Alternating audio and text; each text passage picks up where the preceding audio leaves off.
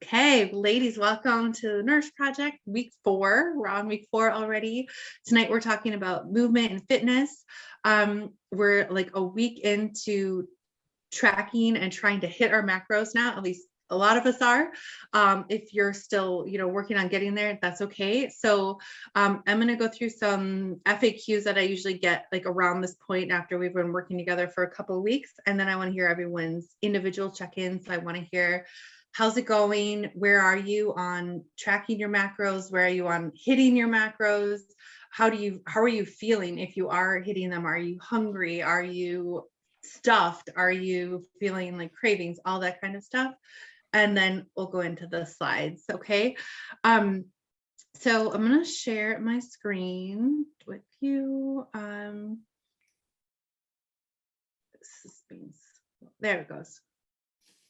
Okay, so just one thing I want to show you. Oh,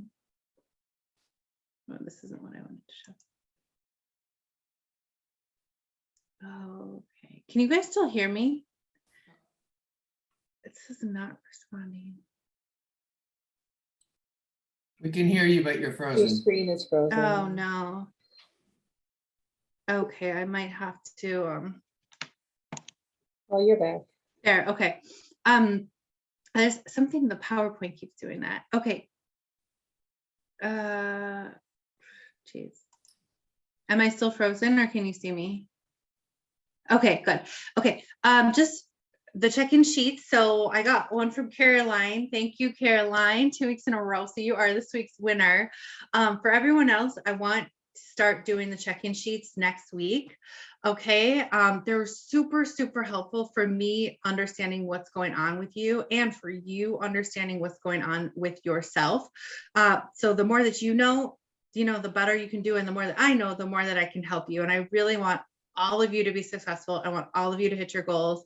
And these check-in sheets, I know they take some time, but they don't take that much time. And they're really, really helpful. So when you're done with them next week, just by like Wednesday at noon, so I can review them before the call, just drop like an emoji or a GIF or whatever in the Facebook group, or send me an email if that works better for you, so I can look them over before the call and then see what's going on with you. And then Caroline, do you mind if I show your something on yours? I just want to use something for an example.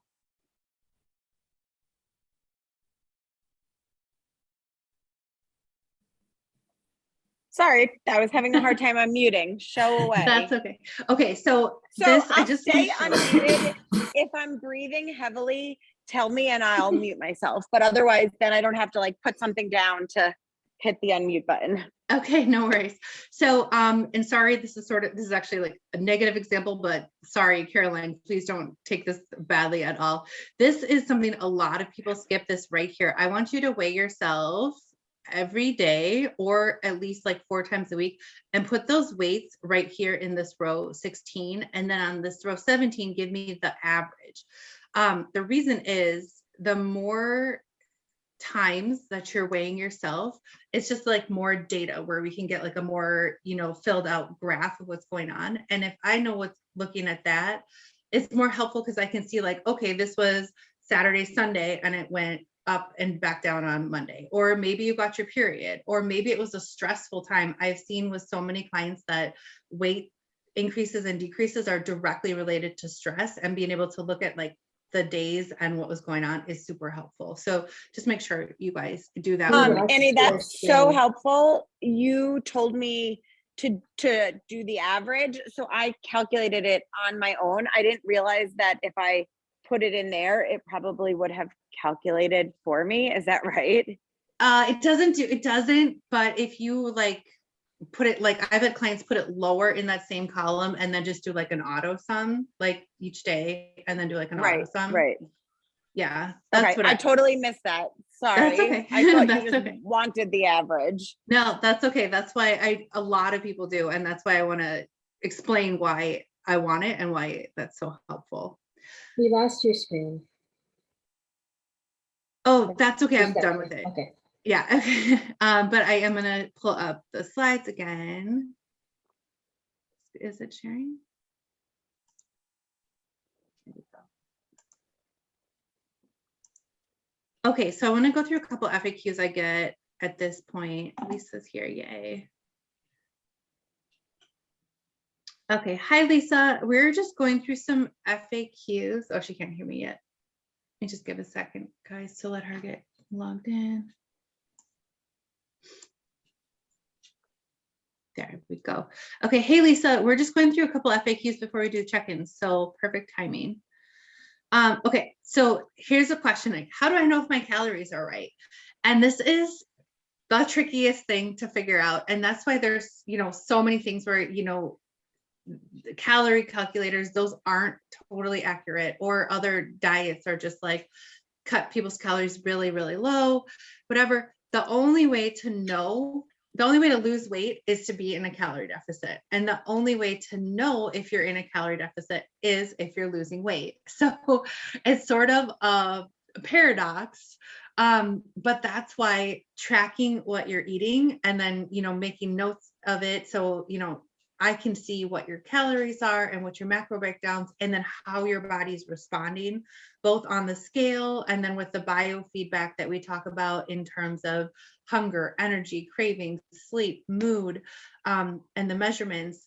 All that stuff is super important because our body is so complex. It's not a robot. It's like so complex, and there's so many inputs and outputs, but that's there really is no other way to know if you're in a calorie deficit unless you're losing weight. And there's no way to lose weight unless you're in a calorie deficit. So that's why I'm so much always harping on getting the data and accurately tracking and stuff like that. Another question I get is, okay, we've been working like 2 weeks, 3 weeks. I'm not losing any weight yet. Why not? And I want to urge you to be patient, hang in there, trust this process. I've worked with a lot of clients, and I really believe in the system and sort of the slow, methodical way of laying this foundation. But we talked about last week what fat loss actually looks like, and there's so many things that happen before the scale moves. So there's changes in measurements, feeling leaner, feeling lighter, seeing body composition changes, how your clothes fit might be changing, getting stronger in the gym, like performance benefits, and all those things tend to happen before we see movement on the scale. So if you're not seeing movement on the scale, pay attention if you're seeing those other things, like, do you see your cheekbones a little more? Are you just like feeling better? All those things are really important as well. And the other thing that may be happening is the fat loss whoosh. Has anyone ever heard of this before? BB and Lisa, you guys don't get to answer. Let me check out the chat box. Okay, good. Hi, Lisa. We're happy that you're here too. Okay, so here's what happens when our body loses body fat. We have like a finite number of fat cells that are filled with fat, and as it gets lower, they're filled with water because our body doesn't want to like lose those cells. And so as they get lower and lower, the water weighs more than the fat weighs. So as the cell gets less fat, as you're like losing it, it's filled up with water. So you actually may be gaining weight as you're losing body fat.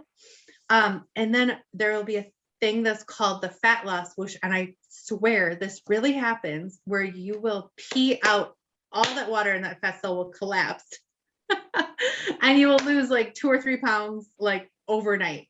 And this little graph sort of shows like day 0, it's 165 pounds. It's all of these are fat, 165 pounds. A week later, it's kind of a mixture, water and fat. Day 13, it's completely filled with water, so you're actually 2 pounds up. And then day 15, boom, it collapses and you lose the weight. That happens time and time and time again. So if you feel like I am literally doing everything and the scale's going up, keep going, because you might be having that fat loss whoosh come. And that's a really fun experience. We're like, yes, I feel it coming and here it is, yay. Okay, any questions about that? Yeah, okay, moving on. why, another question I get is, why does the scale fluctuate so much? It fluctuates a ton. It's very, very common for the scale to fluctuate anywhere from 1 to like 4 to 5 pounds. It says in 1 week here, but really like in a day, your weight could easily fluctuate for like anywhere from a pound, depending how big you are, up to like 4 or 5 pounds. I can easily like be up 5 pounds, like in a day. And there's a lot of things that can cause it. When I'm talking about weight fluctuations, I'm talking about why is it going up when I'm like consistently doing these things to lose weight, right? But the scale can go up because number one, you might be having that fat loss whoosh coming. Number two, if you start exercising or moving more, your body may be inflamed. And if you're like sore, that is inflammation, and that's going to cause your body to be heavier.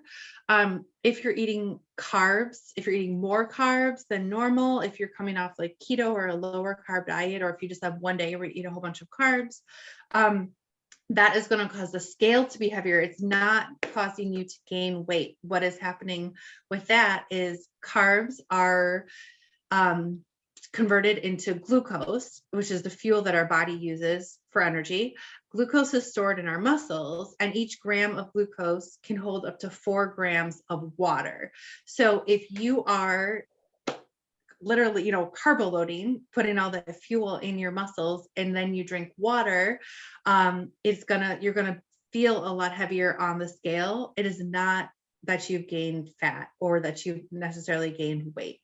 In reverse, on the flip side, that is what happens when people do keto and they lose 5 pounds overnight, or they lose like a bunch of weight really quickly. It's mostly water weight because they're eliminating the glucose from their system because they're not eating carbs. So often when people get really hyped about like very quick results on keto, it's not fat loss, it's just water loss from not eating very many carbs. So don't let these fluctuations stress you out. That's why we look at many, many days worth of data, so that it can be more of just a number, not just like, oh, I got on the scale one day. Another thing is like where you are in your cycle. And that's something to start paying attention to. It doesn't affect everyone the same, but I have a lot of clients who, are heavier going into getting their period, and then everything flushes out, and then you're a little bit lighter. So that's why we take, these daily weights, so they can just become like objective data points, and not put so much like emotional stock into what the scale is showing each day. And this, just to sort of give a big frame of reference, if the scale is up a pound, or if the scale is up to 2 pounds, it takes 350 or 3,500 extra calories to create a pound of fat. So I guarantee, even if you went over your calories, even if you ate like 5 slices of pizza or whatever, you didn't go over your calories by 3,500 calories or 7,000 calories, right? Like, it's not happening. So don't worry if you see the scale going up. If you go down, you lost it, you're a winner. But if it goes up, there's all kind of explanations. This question actually was in Caroline. This is one of your questions from your check-in, and I'm glad you asked this because it does come up a lot.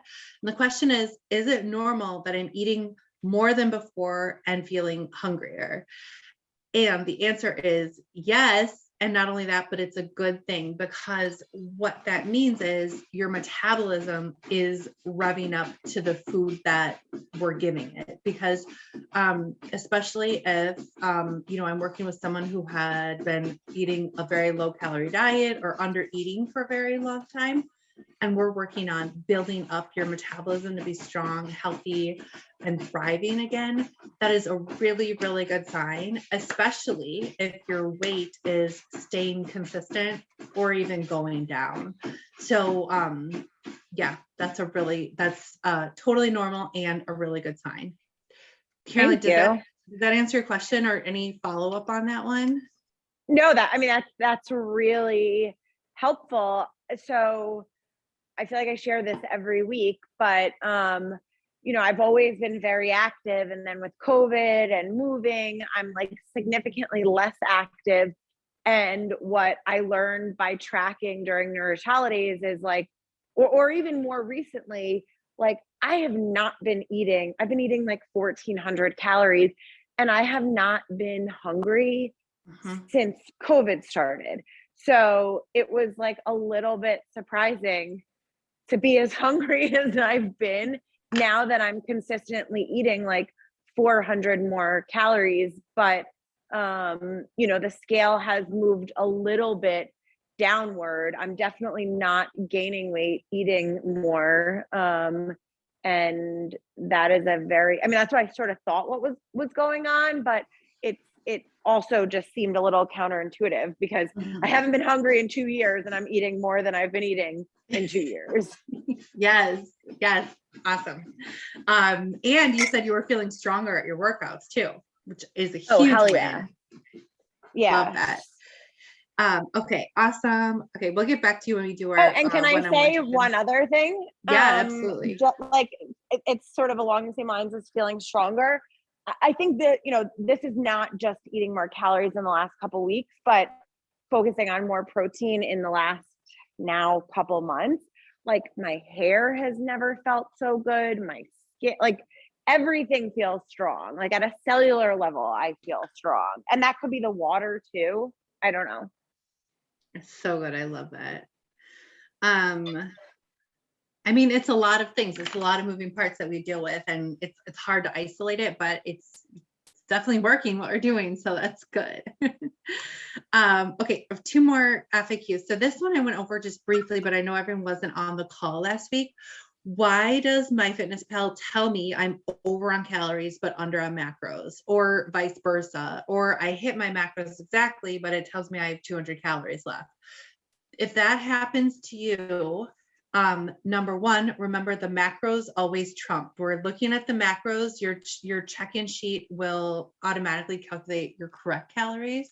The reason is because under the food labeling laws, the companies are allowed to round up or down the total calories to make it prettier, even number, more appealing, whatever. And usually they round it down so they can say this is a 100-calorie food or whatever.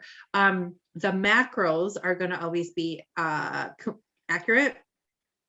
So, this is just an example, but if you do the math on this one, it has 12 grams of fat, 108 calories, 31 grams of carbs, 124 calories, 5 grams of protein, 20 calories, which adds up to 252.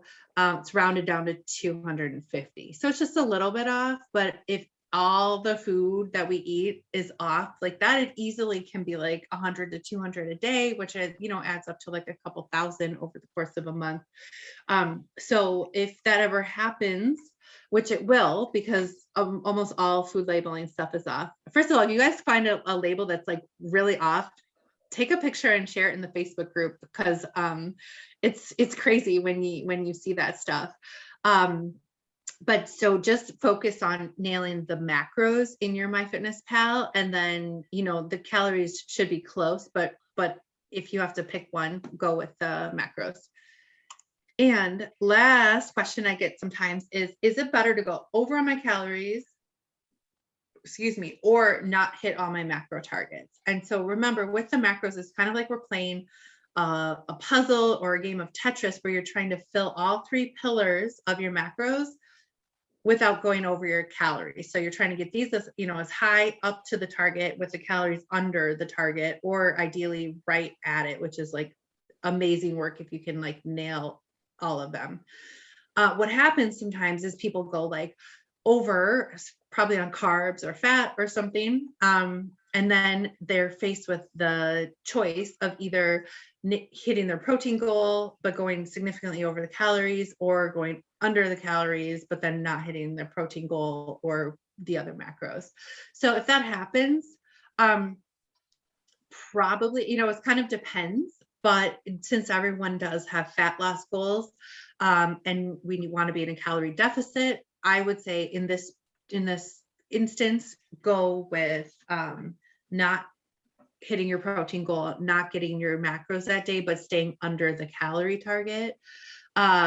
Unless you're hungry, and then see if you can try to like just fill the extra calories with protein or whatever macro that you're missing, and not like a bunch more carbs or fat, which are usually the ones that people go over.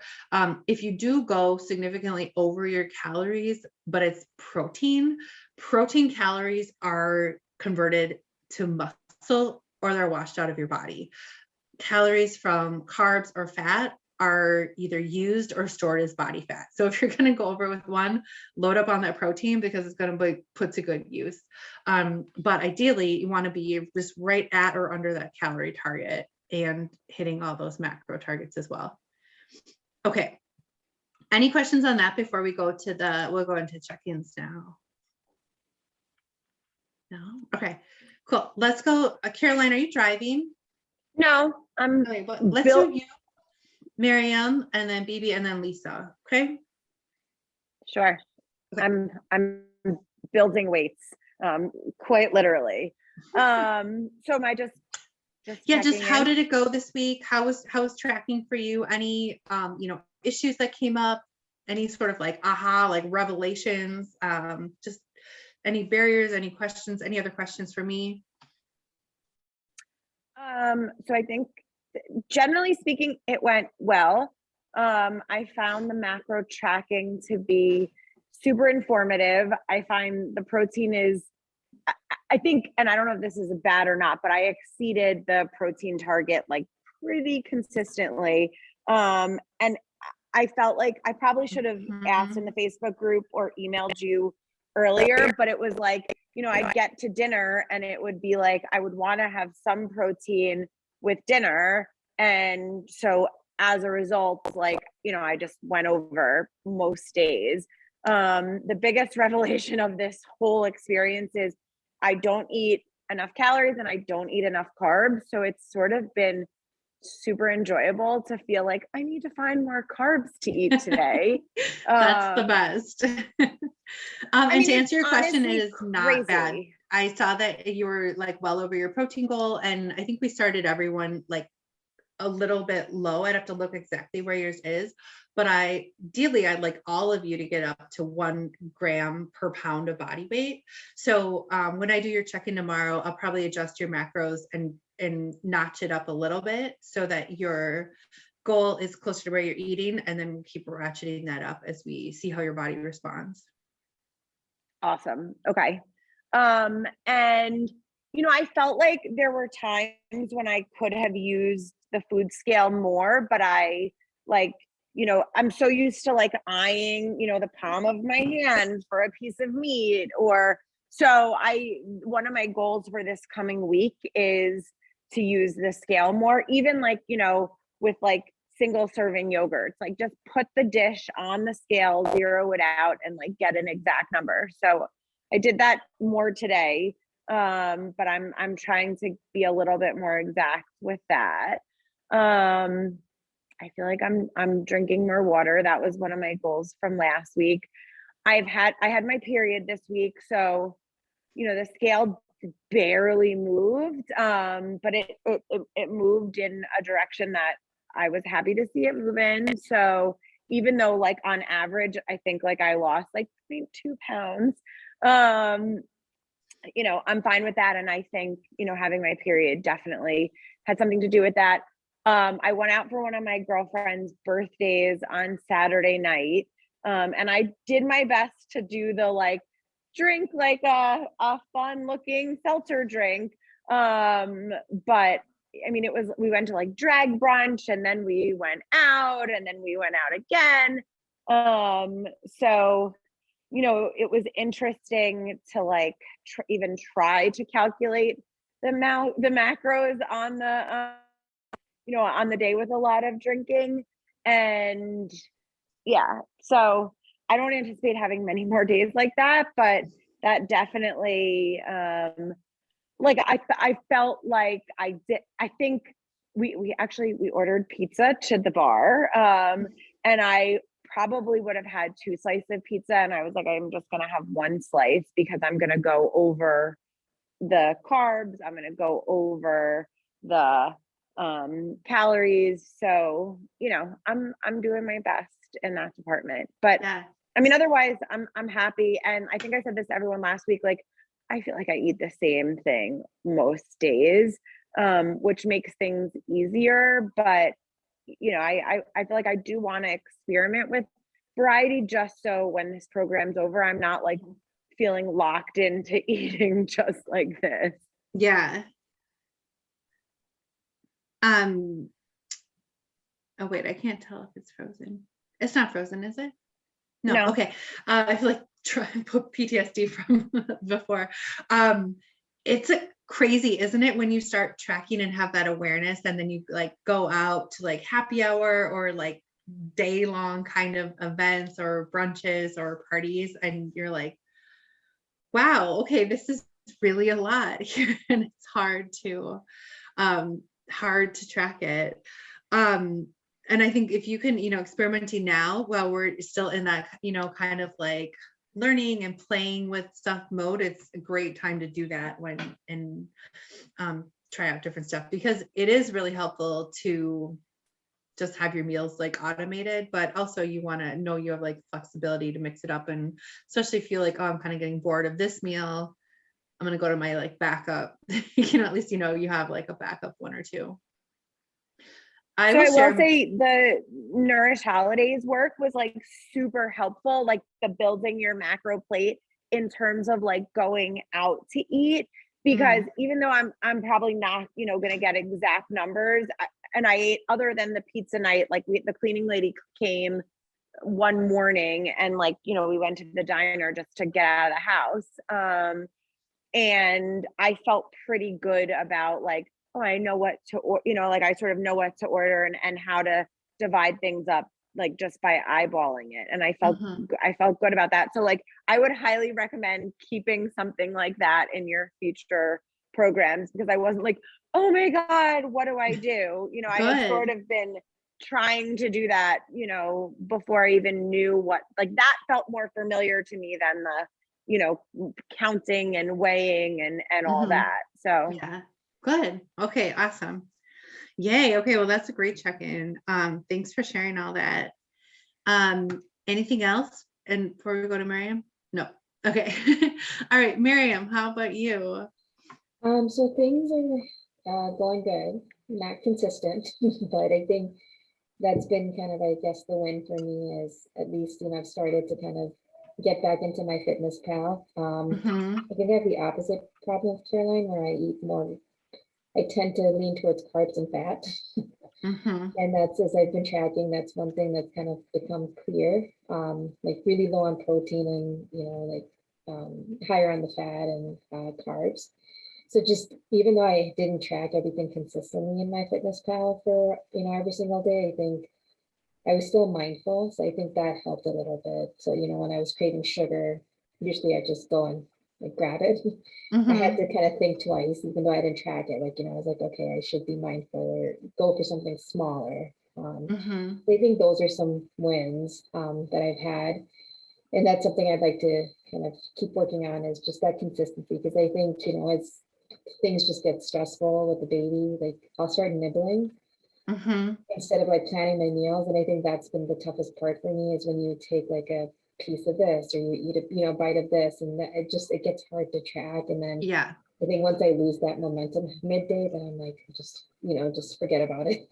You feel like, oh, the day's just lost, I'm just forget about it. And like it's, the day is never lost, so just try to stick with it. But the more you can, even if you're planning to kind of graze or even, I know when Caroline and I had our one-on-one call, we talked about making sort of like a little like charcuterie plate kind of for lunch. Like that's okay. Like I know I've said this again, and I've said this before and I'll say it again. Like it does not have to be like chicken breast salads or like tilapia and broccoli. Like that stuff's great, of course, super healthy, but like you don't have to eat all whole meals or home cooked everything to hit your goals. But if you could just plan it, and then, measure it out or weigh it out. It will Yeah. be so helpful for tracking. Yeah, and I guess that's the other thing I'm eyeballing still. I do have my scale. I just haven't opened it up yet. So I think Girl, that's you need to open it up. that's something for like this week too, as I'm tracking, is making sure I'm starting to weigh stuff and getting a little bit more accurate on that. And I would say, I've been out a few times because this is my last week before I go back to work. So I've been meeting a bunch of people all week.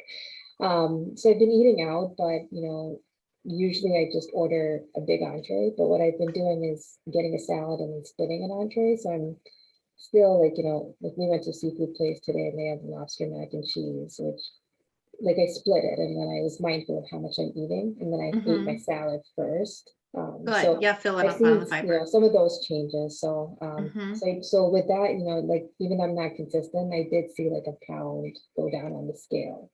Good. Since I started, so. That must have felt really good.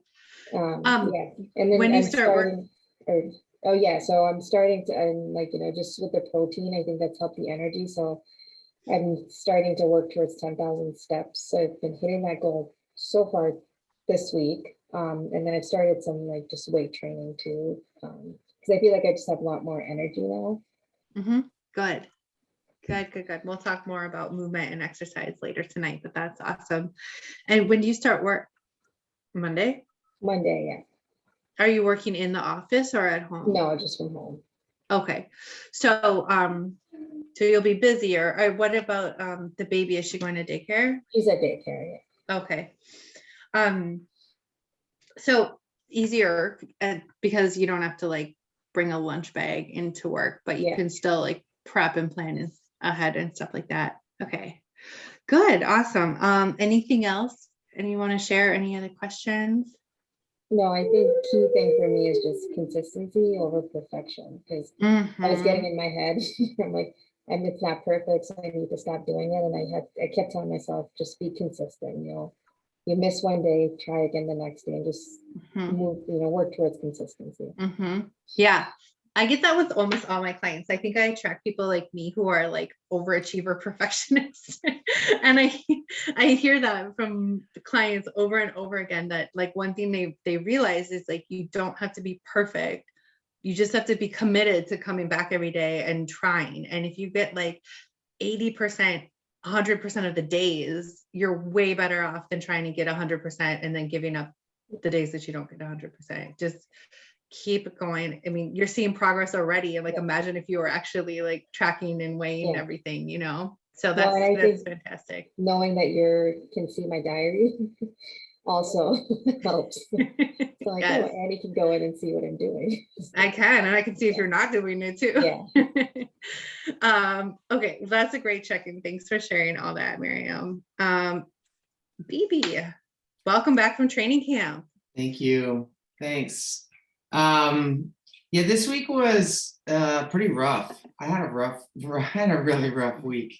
The wins were another hole in my belt is starting to get broken in, so that's good. That's and awesome. I was able to, I just randomly picked up this really, it's like a wool hoodie. So it's a really nice hoodie that I've had for a really long time, and I haven't been able to wear it for the past, I don't know, 3 or 4 years at least, because I couldn't zip it up and not have it look like a sausage casing. And I was able to wear that last week. That is exciting. I was shocked. I know. So the scale hasn't changed since last year, but it's the same as it was last year, pretty much, at the end of the program. But I think when I got started with this again, that the measurements are changing a little bit. So that was kind of fun. That is awesome. That being said, I almost called you and said, I can't do this now. I can't do it. I'm overwhelmed. I'm absolutely overwhelmed. And then I thought, just do your best. But I'm not good at that, as you were saying. It's like, no, that's not good enough. But I need to take care of myself and not doing that is a bad option. So I have to figure it out. So I haven't quite figured it out yet. However, here I am. So You're here. so that's something. I'm proud of you. If you ever feel like that, like I feel overwhelmed, and this is for everyone. If I feel like I feel overwhelmed, I can't do this, reach out to me. Like that's what I'm here for. Like I don't do for that sure. very well either. However, here I am. So I need to reach out and, Yes, we can have a code word. It can be pineapple. That was my word in when the baby came for like the drugs, because I wanted to do a natural birth, and I was like, that can be our code word too. Pineapple. You can just text me pineapple or send me a DM. perfect. What about your are you traveling yet? I know you said you were at training camp. Yeah. We went down to Florida on Thursday and came back Sunday. And Oh wow, that's a quick trip. it was just for training, and Okay. they can't miss a bunch of school. So just to get on the water in February. And so it was good. It was not great. We got our asses handed to us, so that was problematic, but hopefully it showed them where we are. So yeah, that part of it sucked, because I hate losing ever to anybody at any time. But it was a good overall, logistically, our trailer did break down, so we didn't have boats to begin with, because the trailer broke down 10 hours north of us, not the truck, but the trailer. And getting a 70-foot trailer, at Walmart's just not an option. So we figured it out. Great people helped us out. And that was really the only challenge of the weekend. So everything was fine. Bella being sick, that was a problem. But I have the greatest dog sitter in the world, and she took great care of her, and she's doing okay. So good. And she's back in her little cart for your walks. yes. Okay, good. Well, welcome home, Bella. Yes. Okay, awesome. When's your next travel? Not till next month, middle of next month. Okay, good. That's good. Yeah. Okay, awesome. Anything else coming up or anything you want to share? No, I think that's it for now. Okay, awesome. Okay, we are, baby, do you have your other meeting at 7:30 still?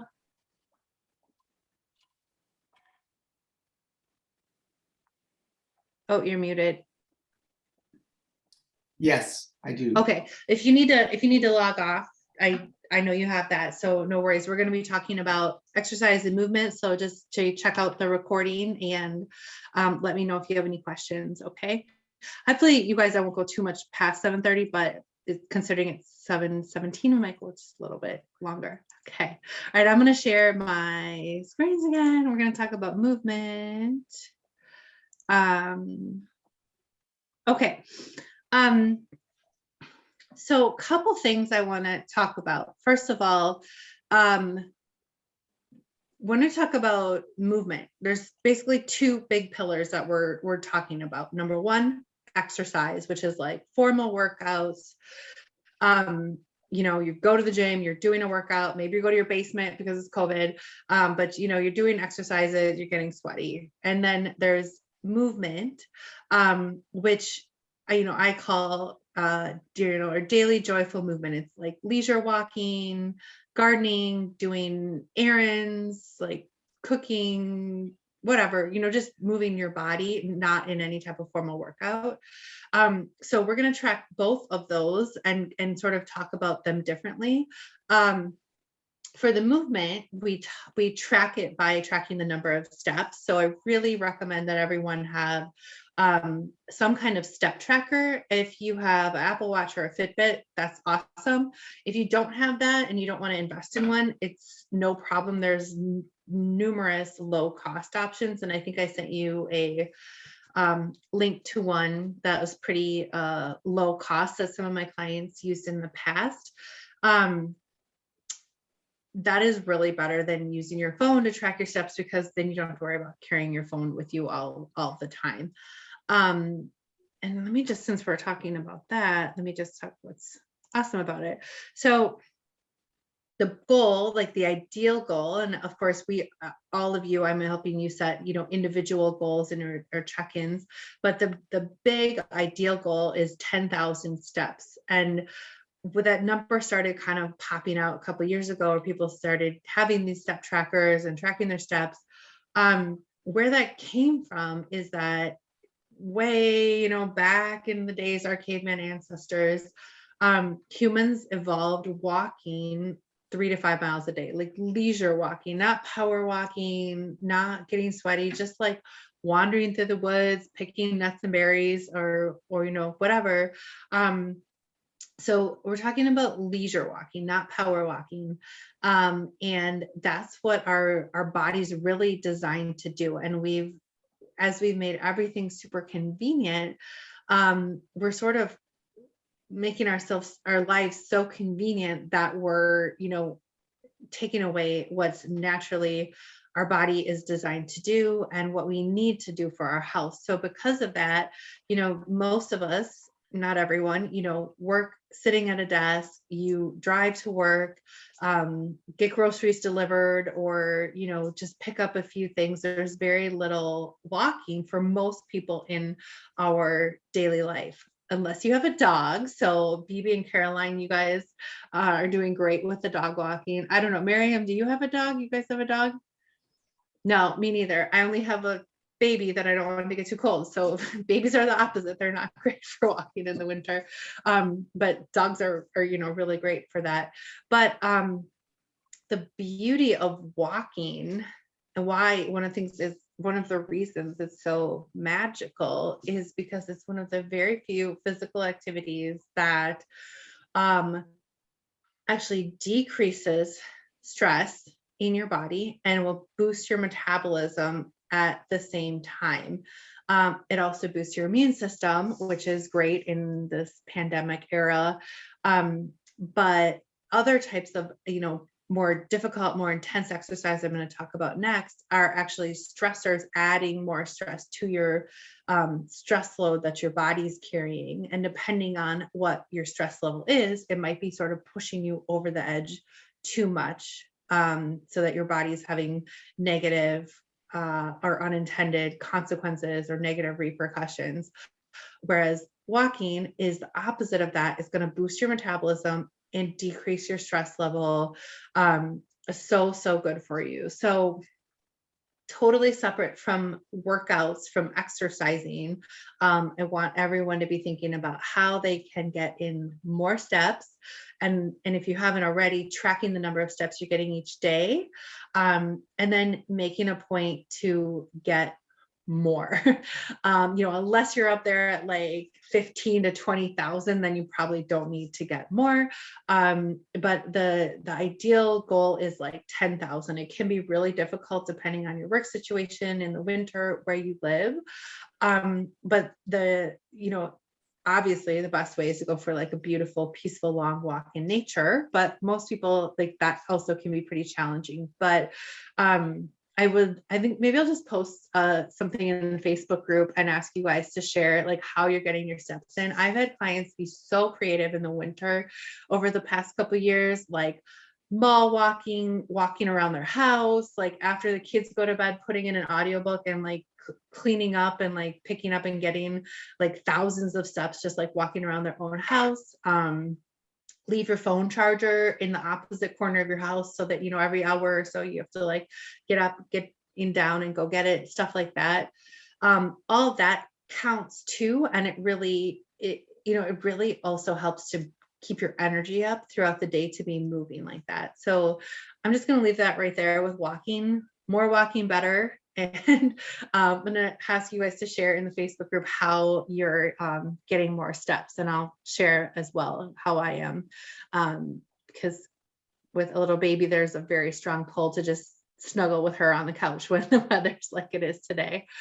Okay, let's move on to the other pillar, which is exercise or workout. So this gets subdivided into two further divisions, which is either strength training or cardio. Strength training is the absolute king or queen, however you want to play it, of what we're doing here, which is, the body transformation, building muscle, losing body fat, and losing weight. Strength training is going to help with that so much more than cardio. And what I see working with women is that most women, if they work out, are way more comfortable doing cardio, either, the elliptical or jogging or the group fitness classes, which tend to be more cardio based. And right now, just, kind of recently, more hybrid classes like Orange Theory, Peloton, F45, boot camp type of things are getting really popular. So I'm going to talk about that separately. Those are sort of fallen in the middle, but I'm talking right now just about pure traditional strength training. So a couple of the benefits of it are that, number one, it raises your metabolism twofold. Number one, just doing the act of the strength training raises your metabolism for up to 72 hours after the exercise is done. If you're doing cardio, the machine's going to tell you like, oh, you burn maybe 500 calories, but doing strength training, like whatever tracker or whatever tells you that you burn 300. So a lot of people think that cardio like burns more than strength training. But what they don't take into account is that with cardio, that calorie burn stops as soon as you're done, as soon as you get off that elliptical, as soon as your heart rate goes back to normal, it's done. Whereas the strength training might burn 300 calories during the workout, but that increased metabolism of, increased by like 8 to 9% is going to continue for 72 hours or up to 72 hours as your body repairs the muscles that were used and were damaged and during the lifting session. That's the way it builds up new muscles. And during that whole time, it's increasing your metabolism.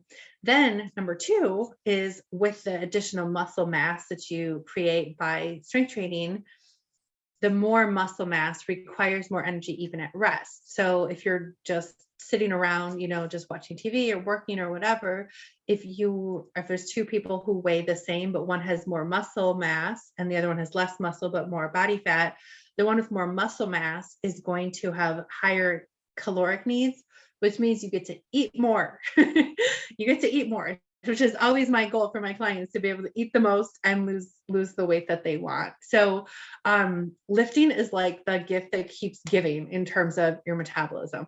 In contrast, cardio, what it does is actually tells your body to shed weight however possible. And it happens by making your body more efficient, i.e. slowing down your metabolism and shedding muscle as well as fat. So that's why we see people who maybe do all cardio and they have that sort of like skinny fat look where they're like little, but they don't look very toned. They might look a little like fluffy, if you had to describe it. Or they look like long distance runners, as opposed to like the sprinters and the strong athletes that, are like the strong muscle that we want to develop.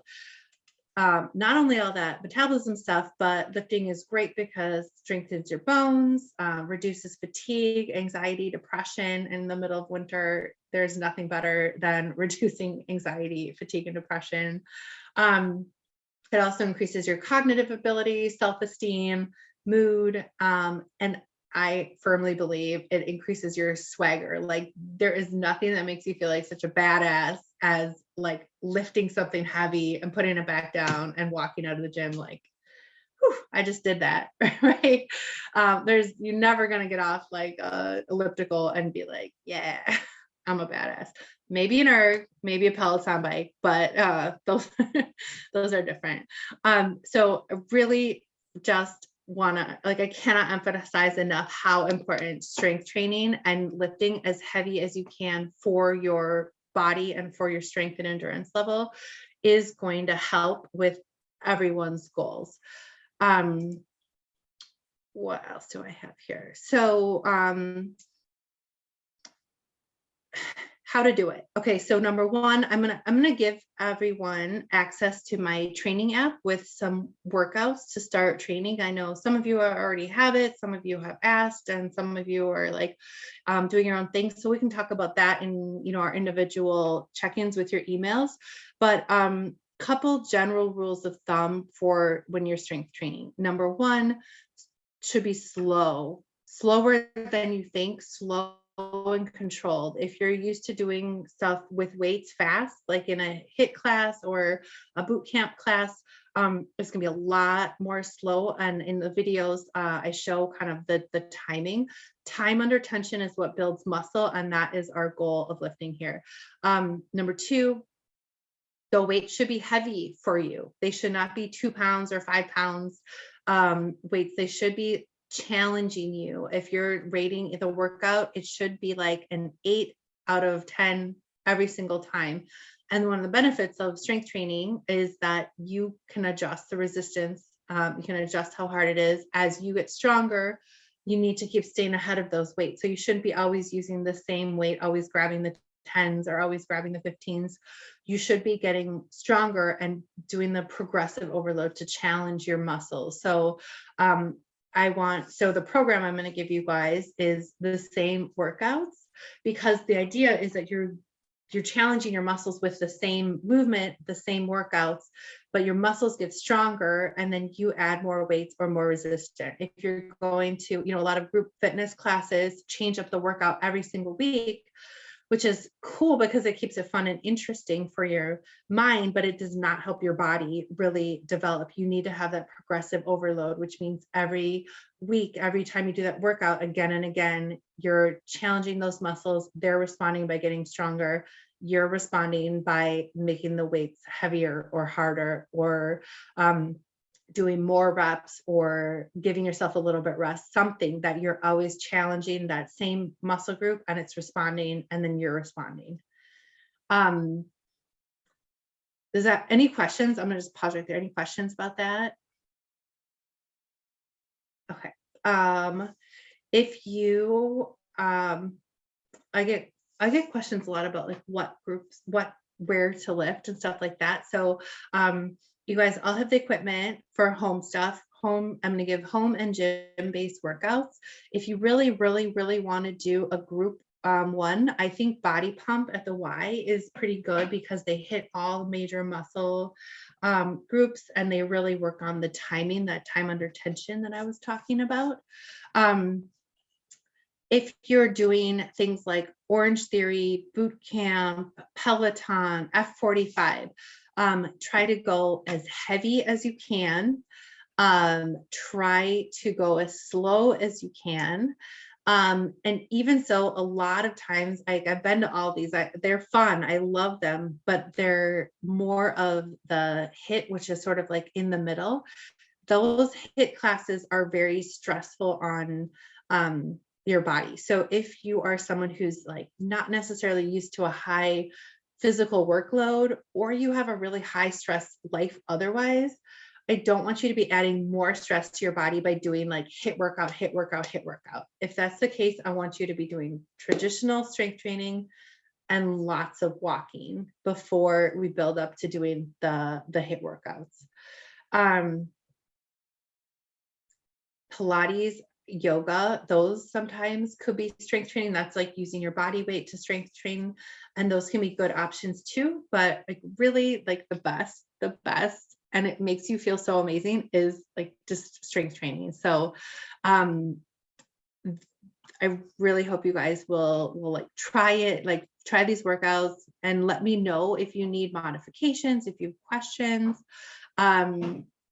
just sort of like what we can do to make them work for you. I'm gonna send out, like I said, the app, and I want and I'll do a full body workout and then some splits. So you want to figure out how many times a week you can commit to working out, and then be consistent with it. It's so much better to do like once a week and hit that once a week than say like, I'm going to go five days a week, Monday through Friday, and then like you don't make it on Tuesday and then you give up. right? And then, because if you hit that, if you say, I'm going to do this once a week, you hit your 1 time a week goal, then awesome. Then maybe you can like go up to 2. But I would much rather have everyone sort of start slow and build, than go like full sprint out of the gate, be super sore, it's too hard, I don't have time to do it, and then, fall off the wagon.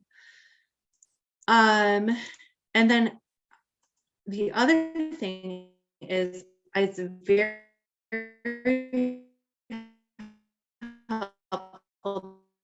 This is a screenshot of mine, and this is something, if you want to do this, you don't have to, of course, but I highly recommend it. And if you do, please send me screenshots so I can see like your actual workouts. And then the way that it's really helpful for me to see is if you put like, these are the workouts, or doing all of February, put your weights, or if you're doing the resistance bands, what bands you're using, so that you yourself can look back at it and say like, okay, last week I did 80 pounds.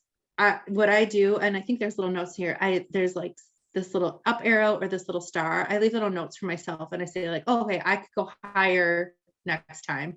The star means it's a good weight for me. The up means I can increase the weight. So I highly recommend that you guys do this. If you do, please share that with me as well. And it will be helpful for me to be able to look at your workouts and give you feedback on those as well. But the app that I'm going to show you, you can also track in there. But I think the power of like being able to like write something down in the handwriting is really powerful and works really well. Mhm. How do you know you're ready to kind of move up to the next, like go heavier? Okay, that's a great question. So you can go heavier if you just like literally like ask yourself like, okay, could I have like worked harder? And what you can also do is I want all of you guys, when you're lifting, to do, in the rep range of like 8 to 12 reps. If you get to 12 and you're like, okay, I'm not even tired, the weight is too light. If you get to 6 and you're like, I am done, I can't do more than 6, then it's too heavy. But you should be like getting to the point where like, my goal is to do 10. I'm going to do like 4 sets of 10, and it feels okay when I start. And then by the time I get to like 8, it's starting to feel kind of like burning or heavy. And then 10 is like, okay, I really do need a break. And then when you go up in weight, you can also go down in reps. So say you did like 1 week, you're doing 4 sets of 10 at like 80 pounds. And then you're like, okay, that was okay. I'm going to challenge myself to see if I can go up. Maybe the next week you do 4 sets of, instead of 4 sets of 10, you do 4 sets of 8, but at 90 or something like that. Does that make sense? Okay, awesome. Last thing, when to do cardio. So I don't really talk much about cardio. Most women either are already doing plenty of cardio, or they need to just focus on strength training and walking first. But if you feel like, okay, I'm doing strength training, I'm doing walking, I want to like do something more, you can do cardio. And I'm not here when I say cardio, I'm not talking about HIIT workouts, really intense HIIT workouts. I'm talking about steady state cardio, where you're doing more like swimming, running, jogging, elliptical, biking, where you can carry on a conversation. You're like, your heart rate's up, but you're at that, like, so you can sort of still talk, you can still complete sentences.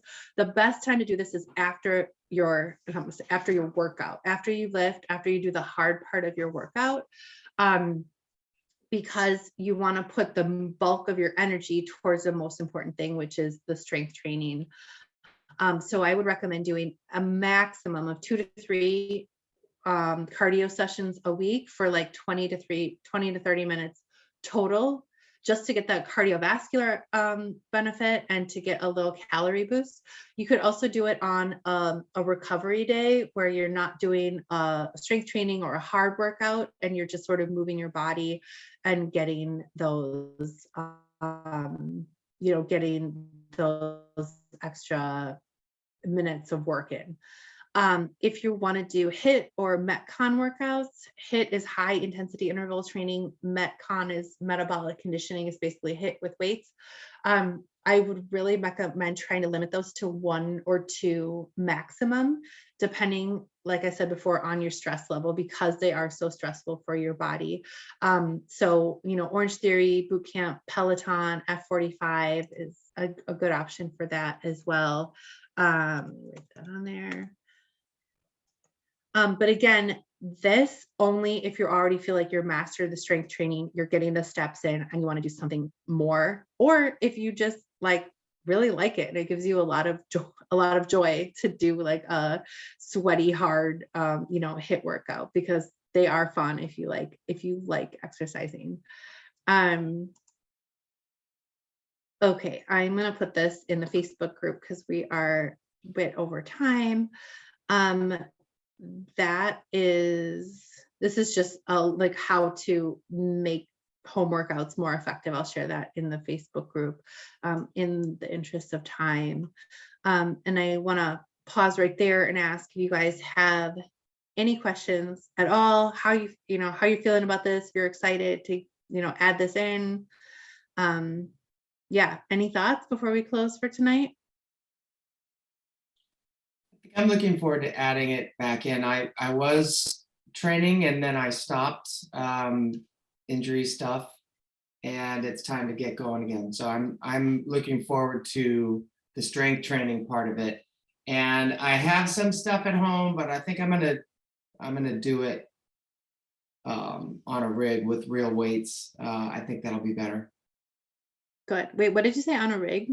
We have a strength training rig in the boathouse, so. Oh, yeah. Awesome. Okay, good. Yes. I started maybe 2 weeks ago back at the gym, and it just feels so good. Yeah. I'm going to share also a couple of podcasts that I thought were really helpful, like one about training over the age of 40, one about, kind of getting started again.